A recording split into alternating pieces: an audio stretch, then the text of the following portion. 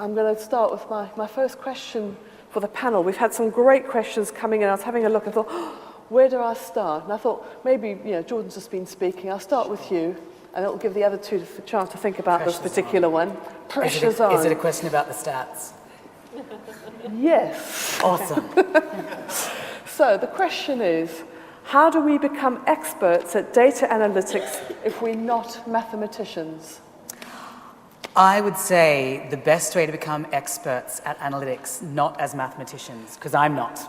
My degree years ago was psychology, and then I stopped, and then I did a business master's.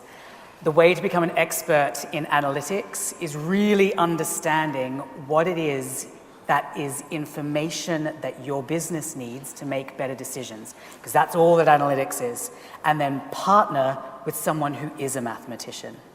So I can work with the output of that model, working with one of our businesses to look at the heat map that shows me where there are problems within, where there are opportunities to focus on equalizing pay. But I don't need to be able to build the statistical model behind that. I can partner with, in my case, a psychologist to build, a psychometrician, in fact, to build that out. So partner with your people analytics team. Acquire a people analytics team. Would you agree with that, Linda? Yeah, absolutely. And building on what Jordan said, I think the other thing that's important is, how you use the data. So taking it to the business, making sure that it actually solves a business issue or supports a business case that you're trying to make is just as important as being able to understand and interpret it. Right, I've got a question for Neil.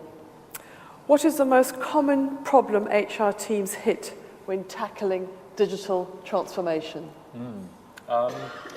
So I guess my observation on this is probably that the most common problems are not exclusive to HR. I think they're probably much broader in the organisation.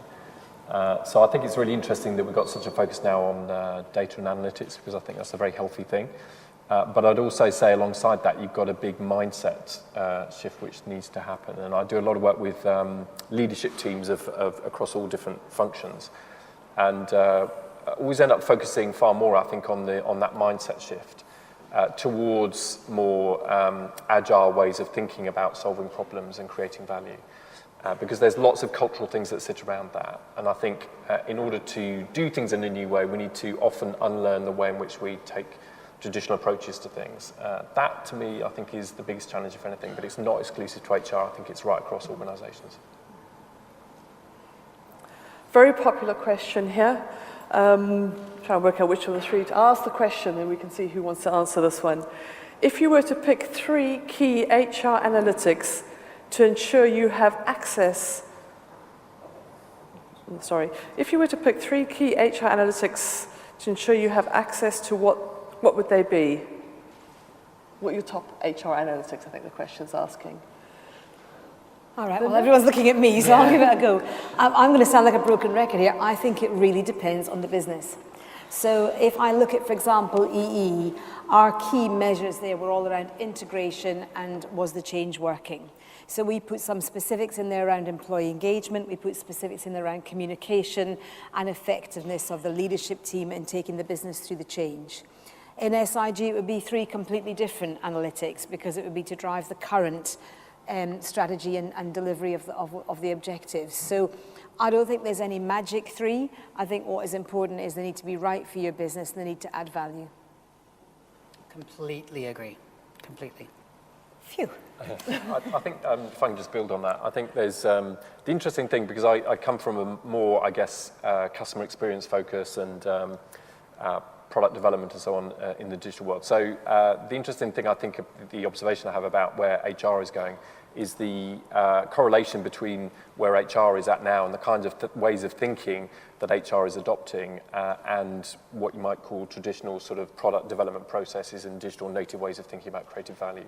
So things like customer journeys, becoming employee journeys, things like understanding data and analytics and the role in which you use that. There's a great model which I often come back to about data, and I'm not a data expert, I hasten to add, but which is quite useful, I find, which is DIKW. I don't know if you've used that before, but which is we have data at the bottom, which is just raw numbers. And in my experience, lots of companies have lots of data, but a very tiny proportion of it is actually analysed. So I think start with that, in my experience. But then, of course, you need to structure that data, and then it becomes information. That's all about the rules that you place around it, and how you segment that, and how you actually choose to create a single kind of profile view of your employees and get a common language across the business. And then, of course, you need to add meaning to that structured data in order to create knowledge. But it's nothing if you don't apply that knowledge. The top of the pyramid is the W, the wisdom. And I think the gap I often see is how you structure it, but then how you apply meaning in that, and the skill in being able to do that, but then also how you then apply that to extract proper value from it. Thank you, Neil. I think if I could add one thing, it would be that in a wisdom space, don't misconstrue dashboards for analytics. So there's a load of vendors out there that will sell you a load of analytics tools that will be the silver bullet. And if I can promise you one thing, that's crap. Particularly with the advances in analytics technology right now, you've got machine learning and cognitive and all of that sort of stuff.